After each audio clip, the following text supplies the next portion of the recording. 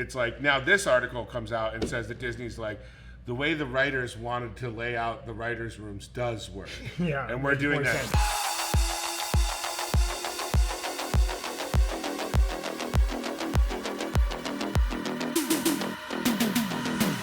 Welcome back to the Breakroom, everybody. I'm Zach Huddleston, thrilled to be here. Joined with me today, I've got John Costa. I won't be silent. Okay, and Tommy Bechtold.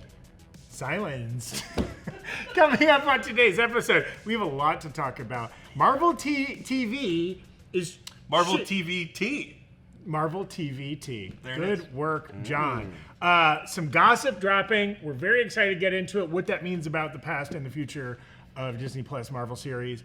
And Aquaman 2, you know what? The movie keeps getting delayed, but the drama keeps getting delivered. Yeah. Got some interesting gossip coming out about that. We're going to dive into both of those.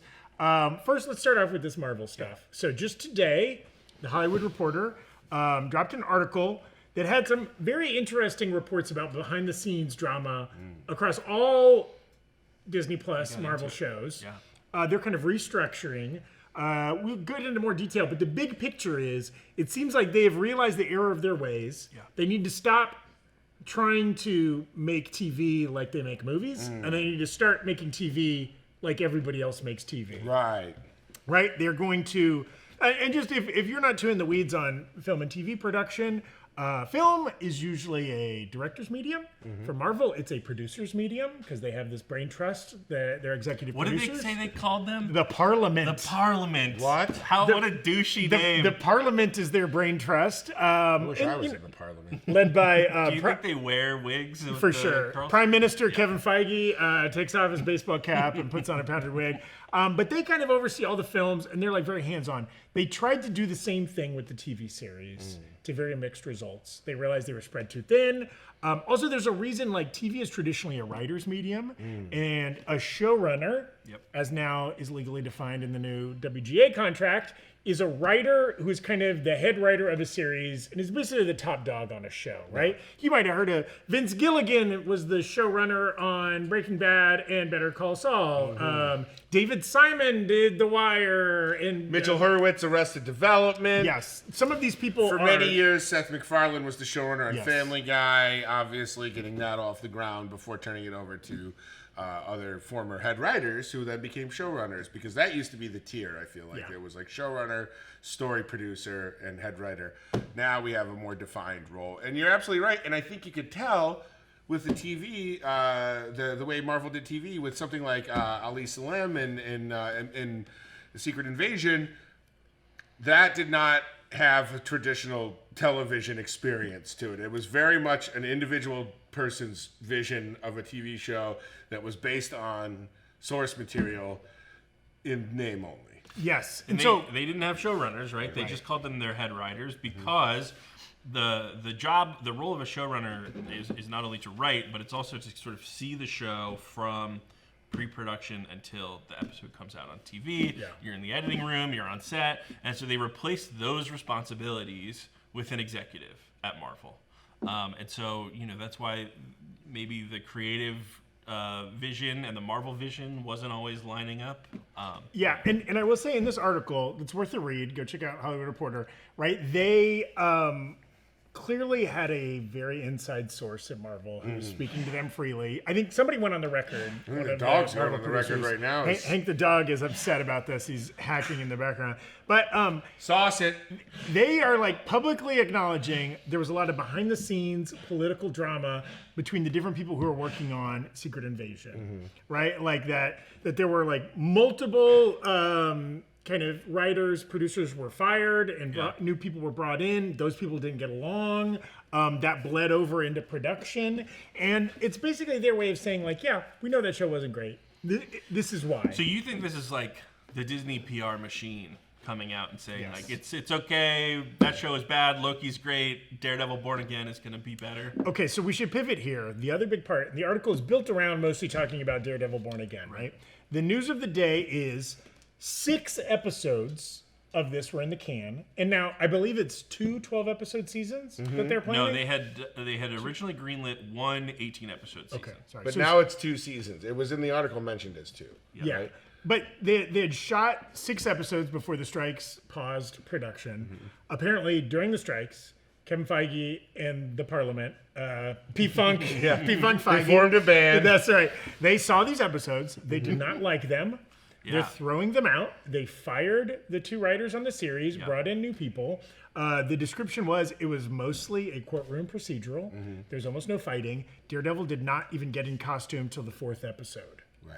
They were not happy with this, so they're going to rewrite a lot of stuff. They're going to keep some scenes and segments, but like new season-long arcs are going to get added. A lot of new stuff is going to get written and shot. And really specifically, they said that they felt it wasn't similar enough to the Netflix show. So that bodes well for people who like the Netflix show, and we're worried that like characters like Foggy weren't going to be in this. And certainly the Netflix show had some courtroom stuff, but it is most remembered for its violence, its fight scenes, People's heads getting slammed into sliding car doors, corridor over and over fights, and stuff like that, right? Like, and so it's nice.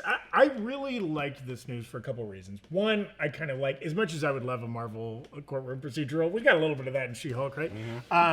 I think this is a smarter direction for Daredevil. This is probably what people want. And I think it's nice of them admitting that, like, hey, the system we had in place has not been consistently producing great results for us. So, like, why are we reinventing the wheel when, like, every television studio, every television network has figured this out in the past, and we can just kind of use the model they've already pioneered. Yeah. Oh, sorry, John. No, please. I was just going to say, it's understandable why they thought that this would work, and they scaled up their production, right? It worked really well with WandaVision. It worked really well with Loki. Obviously, we had Falcon and the Winter Soldier in between those 2 shows, but that was like marred with like COVID reshoots, and they had to remove storylines for sensitivity. So like that's, I'll take that out of the equation. So like they had these hits, and they were like, okay, great, this is our model. Let's do 6-episode series. We're gonna make 1 million of them, and just now that they're being released, they're realizing, hey, we fucked up. Part of what they said too is they're looking to move more in the direction of less limited series events and more like repeatable series that can go multiple seasons, right? Loki season 2 is obviously the second season we've gotten of a Marvel show, but we might see a lot more of those. It's one of 9 Disney Plus shows that have gotten to season 2. What if season 2 is coming out at some point? But Right. I don't know if you consider Echo, which is a spin-off. Kind of a spin-off of Hawkeye. Agatha, kind of a spin-off of WandaVision, right? But maybe in this new reality, that might just get called WandaVision Season 2. Right. Can we get a 5th or 6th name change on this show? With no Wanda and no Vision? It's certainly interesting, given the status of Daredevil, to think that something like Agatha could ostensibly get a major facelift, right? Yeah. Like, I mean, it really is. Like, they might be like, we need to include Scarlet Witch into this season, or like if that wasn't already a plan. Yeah. I think overall, like industry-wise, the optics of this is a win-win for Disney, right? Because during the strikes, when both strikes were happening, there was a lot of time for people to talk about their experience and a lot of anti-Disney and anti-studio feelings, and it kind of came out that a lot of these writers and like younger directors were kind of like given the option of like, take this job and do exactly what we say for less money and less, or don't work for Disney. And so it's like, now this article comes out and says that Disney's like, the way the writers wanted to lay out the writers' rooms does work. Yeah, and we're doing that. Sense. It's kind of like, it scratches a lot of boxes, right? It scratches a lot of itches. It checks off a lot of boxes. Like, not only are they pro-writer in this article and like traditional writing system that pays a tier of writers and creates a writer's room, it's also kind of like, maybe just having these producers bossing around 2 writers isn't a great idea. Yeah. So, and whatever your favorite television show of all time is, it was written in that created. model. It was created in that model. Well, right? so, I mean, with some exceptions, if you're a big lover of Yellowstone, like that show, maybe not. But yeah, by and large. Throw in the chat if that's your all-time favorite I'm a huge show. fan of Double Dare. Mark Summers, noted tyrant. Yeah. And to your point about the executives, Tommy, one of the other things that the article mentions is, hey, we had executives that were bouncing from shows to movies to fucking specials or whatever. So now they've decided, hey, if you're a movie producer, you're a movie producer. If you're a TV producer, you're a TV producer. We're not going to send you to review a draft of Fantastic Four while you're on set for Wonder Man or whatever Now, it is. something I want to point out that is not explicitly laid out in this article. Does this look, though they do say they wanted series that feel like series where you get to know the characters and you like them and you want to hang out with them maybe over the course of multiple seasons, and not that they're just setups for big crossover events. Right. So does this mean we are working our way back to the old Netflix model where the Disney Plus shows are going to live in almost a separate, unrelated universe than the movies? But what Disney Plus show has led to a crossover event? Maybe you say WandaVision. Well, Miss Marvel leading into the Marvels. Sure. WandaVision leading into Multiverse Madness. Loki season 1, in a way, led to the post-credit scene of Ant-Man, but that's barely. Yeah. That's stretching it. And the reverse has been much more the case, where characters from the movies show up in right, shows, right? Yeah. I think it could be interesting, and I think, like, at the end of the day, we just want great shows. Mm-hmm. Whatever that takes behind the scenes, whatever that takes strategically, like, I'm all for it. And it feels like, I don't know that this will solve all the issues, but it feels like they're making some good moves. Yeah, I mean, I think one thing with when you take Loki as an example, it's like Loki now, it's been discussed on other things, exists out. Hank, please.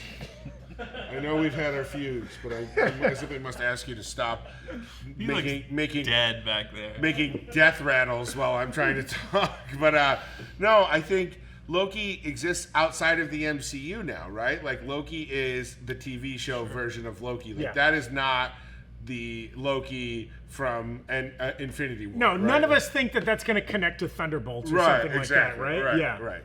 It's or I said. I don't know. You haven't heard my theories. Okay. All right. Well, your theory. There's a reason we don't hear your theories. Thunderbolt Cost Yes. over here. Costa. Oh, Thunderbolt cost. It's going to cost a lot of money. Follow me on Truth Social for more. Good God. All right. God damn it, John. Yes, Evan. So I've been stepping in and out a bit. What notes do you need up here on the screen? We've not talked about Way anything. to admit you're not paying attention, Evan. Can we get just the single camera on Evan, get us out of there? The last thing, and you know, we're not gonna. Tommy had a little pocket of it. I did. Hey, wait, get my little pocket Evan back. Yeah, go back.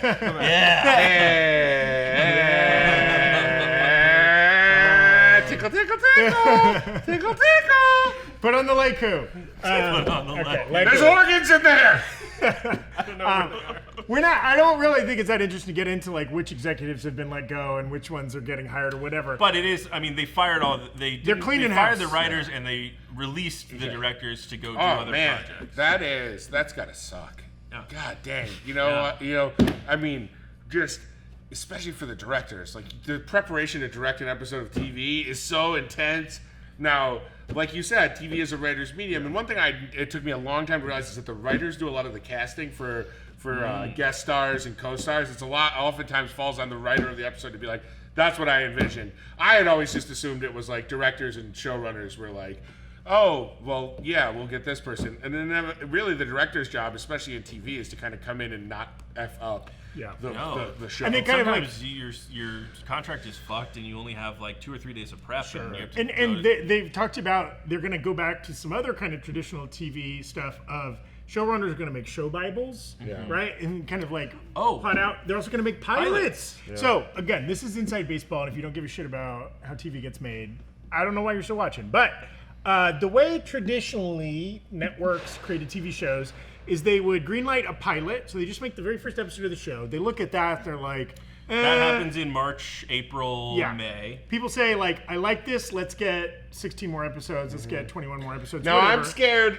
I'm scared on some of the more, shall I say, nebulous concept comic book characters that one episode may not be enough to stick the landing. But here's my pitch. So also famously, most pilots do not get bought to series, right? They make a lot of them. They're like, this doesn't work. Never mind. Throw it away. And then they go somewhere else. Or they'll Game of Thrones threw their pilot out, reshot the whole Sometimes first episode. they recast people, right? Like, I heard instead of dragons, it was all donkeys, right? They just had flying donkeys. Mother of donkeys. But here's what I'm advocating for. If we start getting Marvel pilots, some of which don't get ordered to series. Leak them. Special presentations, Yes. baby. Special presentations. There is no passing on a pilot. There is only specially presenting it. Evan, Ryan Painter in our live Twitch chat is asking, what is a show Bible? You think we fucking care about what Painter wants to know? Whoa, John. John's going full heel today. Wow. So heel John is a great been here for a move while. for the break room.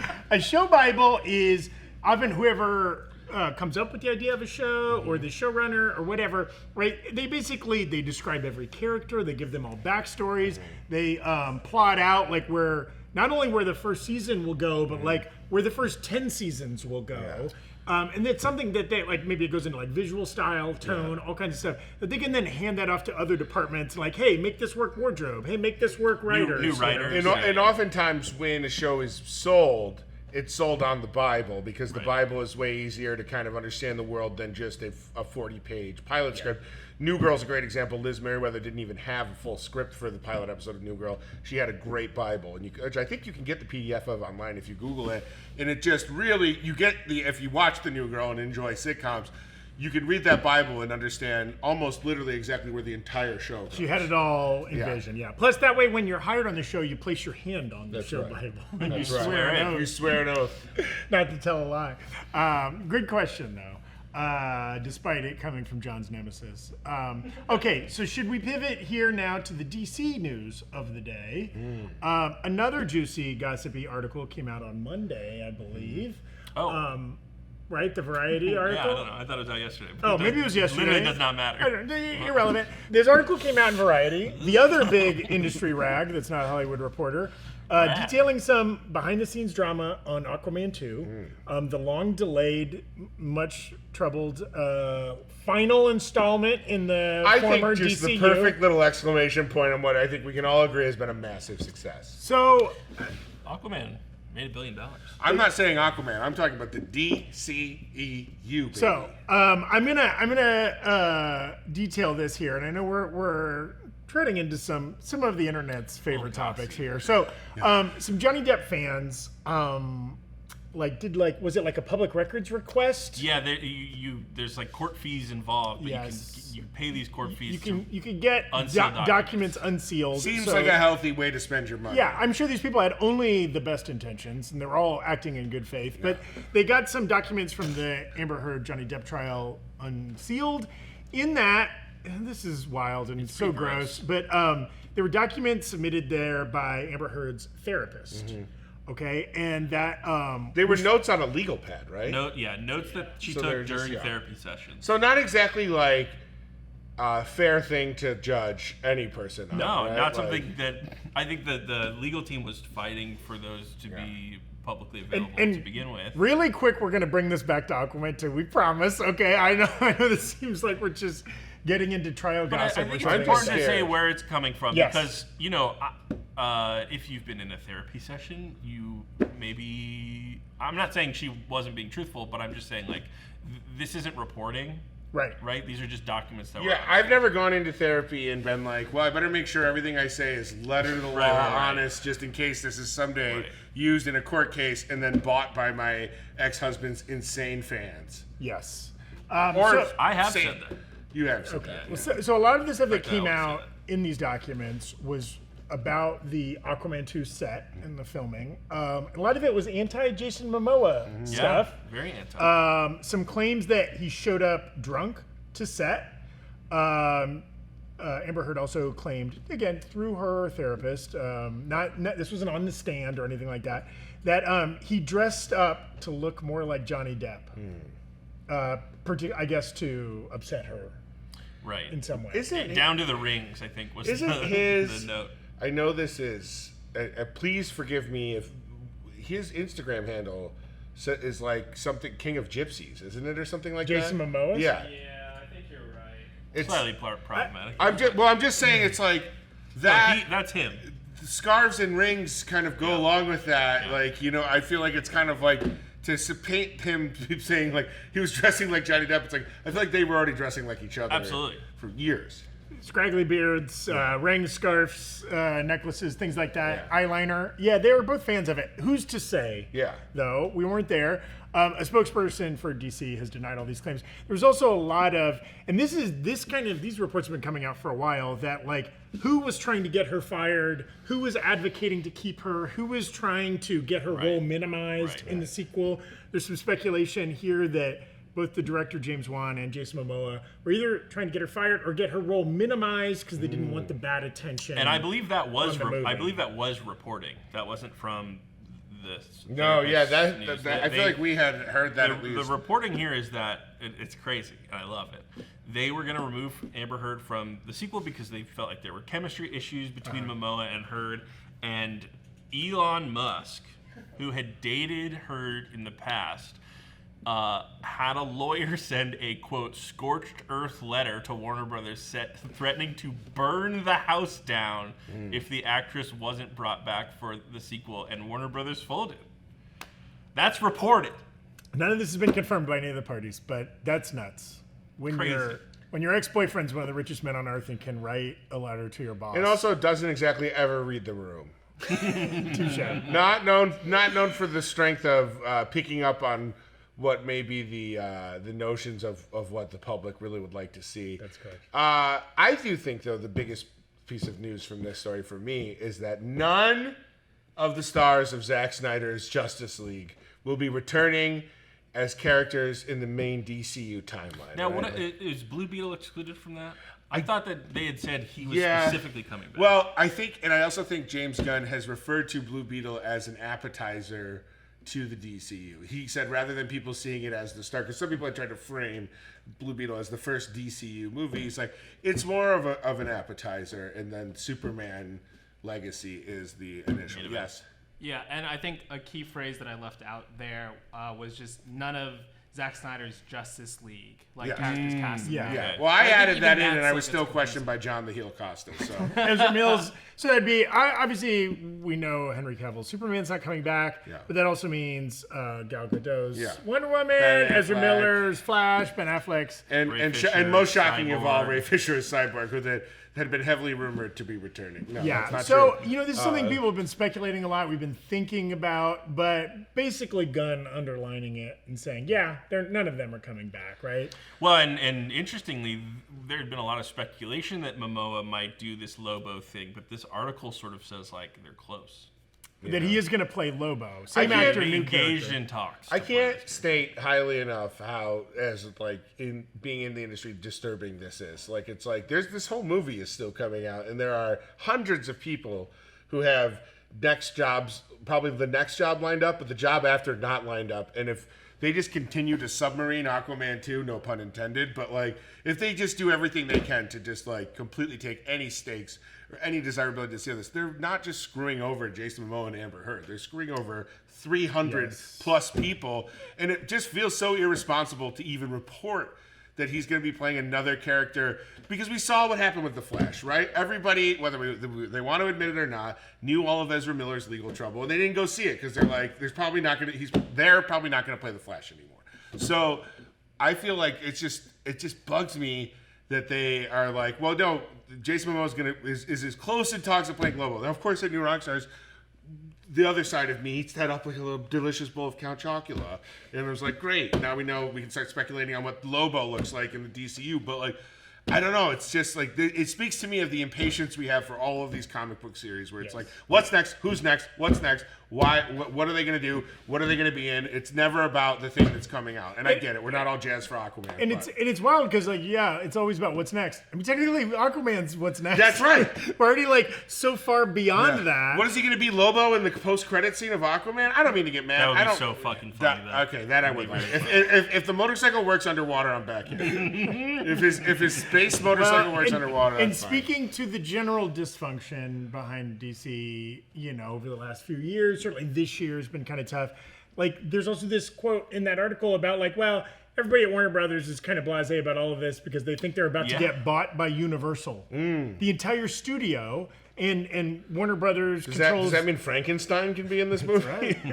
Warner Brothers controls DC in addition to like Harry Potter and other things. But Universal, the movie studio, would gobble up their entire movie So studio. wait, DC Comics would be bought by Universal? Or No, Warner that would just be Brothers? DC Films. Oh, DC Yeah. Films would be bought by Universal, Yes. but Harry. No.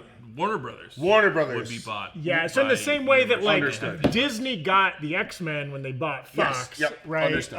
Got This it. would be kind of the same thing here. Okay. And who knows? That is very speculative. That's not really being reported by any and it's sources or years anything like that. away from a deal happening, and then which we learned with the Disney Fox stuff would probably be more years away. From Well, and it's going like all of through these studios are, it's like it seems like every 2 years or so they're heavily rumored to be bought. Like certainly Disney has been rumored to be Bought part by of a Apple or purchase. whatever, Yeah, yeah. exactly. So Yeah.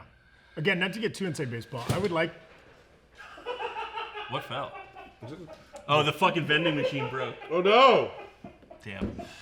You know what? Fuck that vending machine. There's there's one. ever- There's one other little tidbit before we Okay. wrap that I do want to say.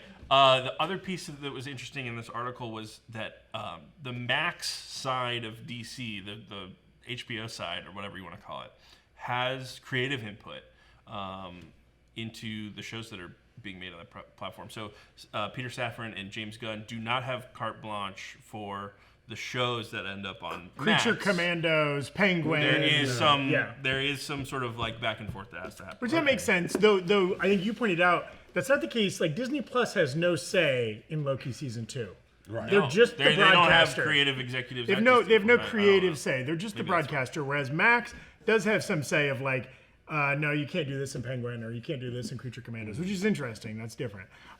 Okay, that's all for today. There's just a little bit of insider industry goss A today. little inside baseball, and I think we hit a home run. Dink. I've been Tom Bechtold for New Rockstars. Is this a new Professor Tom Bechtold character? Or? This is I'm changing everything up. November is going to be a big month for me. I'm turning 40, and I'm going to be all business. Hey, I love it. And you're starting some of that a couple weeks early. Even. Oh, it's not November yet? Never mind. Thank you so much for watching The Break Room on behalf of Professor T. Michael Bechtold and John Costa Esquire. I thank you for watching on YouTube and on Twitch. Hit that like, subscribe, all those kind of things. Thanks so much for watching, Thank everybody. you. Goodbye. Goodbye. Goodbye.